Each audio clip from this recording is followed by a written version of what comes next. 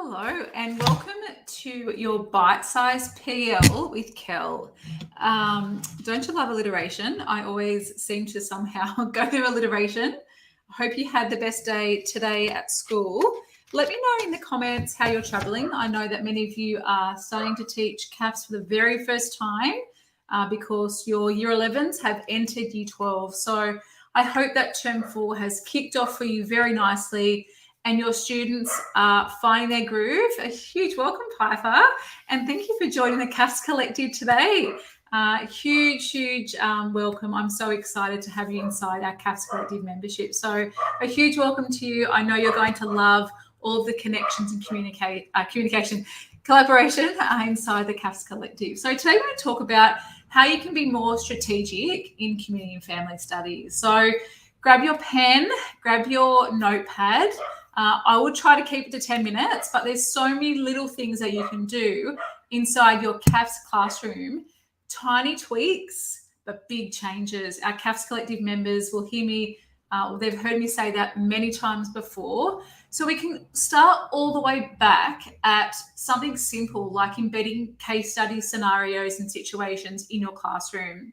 Now that really stems back to our performance band descriptors because it talks about that the kids have to talk about or apply their knowledge and understanding in a variety of contexts, in a variety of situations. So they're already in our syllabus in terms of our Learn Tos. So you'll see it in a variety of contexts, in a variety of situations.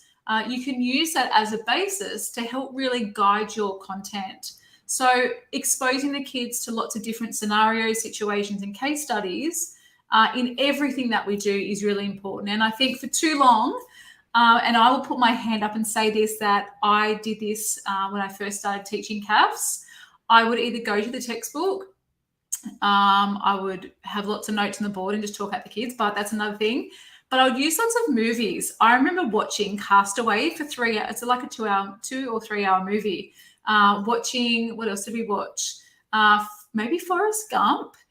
Modern Family wasn't around when I first started teaching CAFS, but we often went to very Americanized TV shows, very Americanized documentaries, and there's nothing wrong with sitting outside of our country and looking for different examples, but it's really important that we use our syllabus in the context in which we are, and that's Australia. We are very lucky, so we can connect all of our stuff to Australian contexts, so especially New South Wales. So if we're looking at a documentary, just making sure it's actually appropriate for our kids to watch in terms of the examples it shares or the situations or the case studies that we talk about.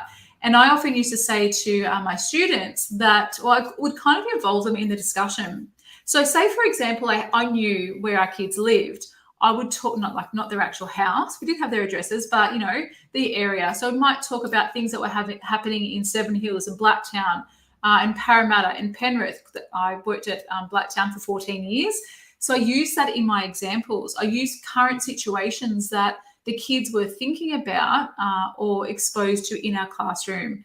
I also brought them into the story. So if we're talking about something in relation to maybe a parenting, maybe one of our social parents, we might talk about that. So if I knew that one of my students maybe is from a step family, I might then incorporate that into my examples because what the content does, it exposes the kids to lots of different situations.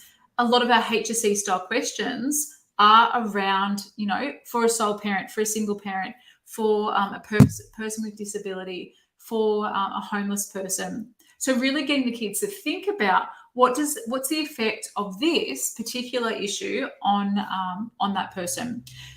So that's just a very small snapshot. If you want to hear more about that, tonight I'm hosting a boot camp. So if you want to head over to thelearnnet.com/bootcamp, you can sign up, and I've got some templates and scaffolds that you can use to help kind of make those connections. Okay, second one is the interrelationship between content.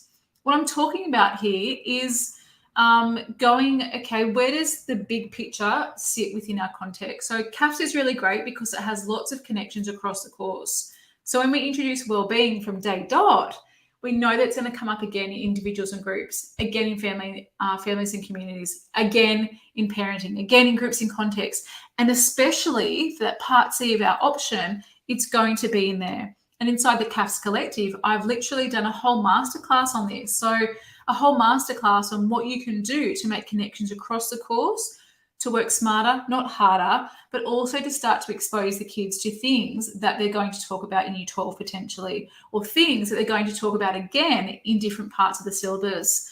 So shuffling our scope and sequence around helps that a little bit, but also introducing the kids to those connections. When we teach maybe something like informal and formal support in Year 11, we expose the kids to different examples for Year 12 that connect to parenting and caring, that maybe connect to some of our option content. So making sure we have those connections across the course. When we talk about community organisations in Year 11, let's introduce some of the community organisations that we're going to talk about in Year 12. Make it streamlined, introduce it early, make sure the kids have those connections so they really embed that content, they really get to know it. So if you have any other examples of that, pop it in the comments and let me know what are some of those really good interrelationships between the content, because very different to our PDHPE course, our Stage 6 PE course, that's very black and white, whereas CAFS is more of that holistic approach to content. Okay, number 3 of how you could be more strategic, and this is kind of from like a more of a well-being side of things, is to foster positive relationships in your classroom. Now that's like a 101 teaching, classroom management. I'm not talking about, making sure the kids are on task, that type of thing. That's great to have that happening, but I'm talking about building those relationships with your students.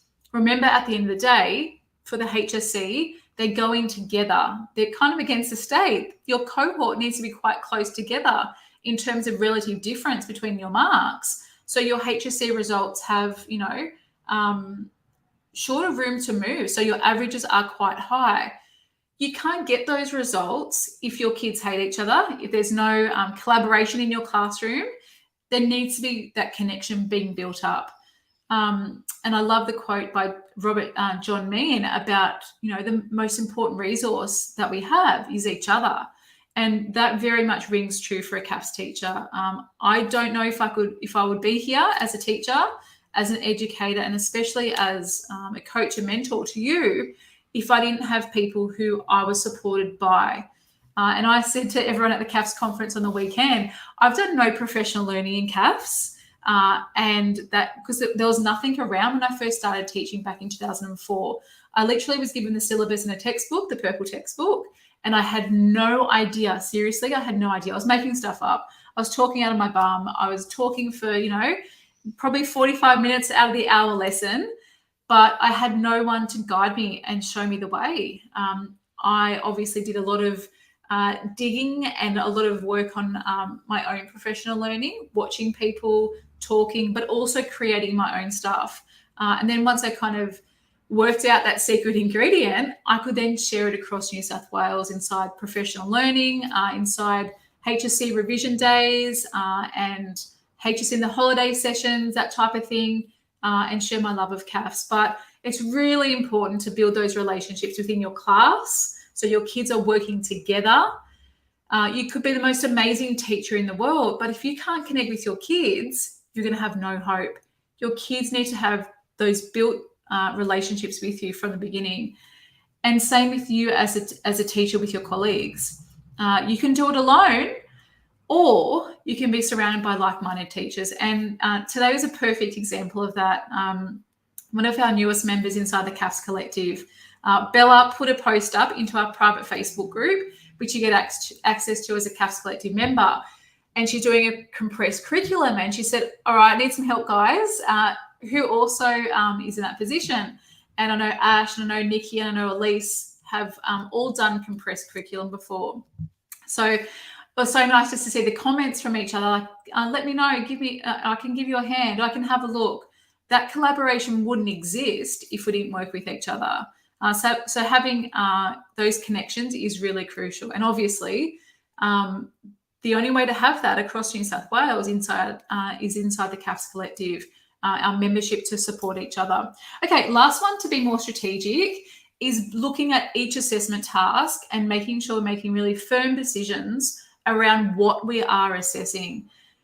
Now, it's not always about assessment. I said that on the weekend at the CAFS conference, but it's part of the HSC, part of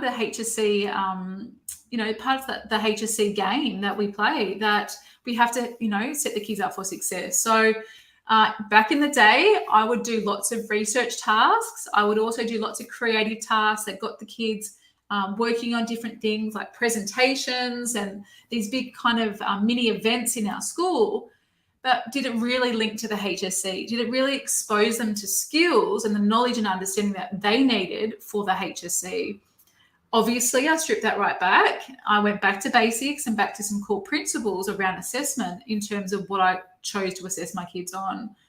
So having those really meaningful applications and purposeful decisions around assessment is really important. So over 300 of you have done strategic approaches to the IRP. I know that works. So a teacher-facilitated IRP is the best way to have that IRP happening. But there's so many things that you can do inside of everything else. And if you are going to join us tonight for our boot camp, I'm going to talk more about those. So thelearnnet.com/bootcamp is where you can go to sign up for that. It's not too late. We still have 2 training sessions together. And look, I can't wait to share with you tonight a little bit more about assessment, about what you can do literally from year 11, task 1, to make it really meaningful. So as you've heard me talk about the CAFS Collective, our membership rego is now open and we have 5 brand new members actually as of this afternoon, and quite a few of our CAFS Collective members rejoining the fun, rejoining the collective this year. So if you have any questions about the membership, please don't hesitate to reach out. Rego does close next Wednesday, but if you would like to be part of the bootcamp fun, head over to thelearnnet.com/bootcamp, and I'll see you inside our training together.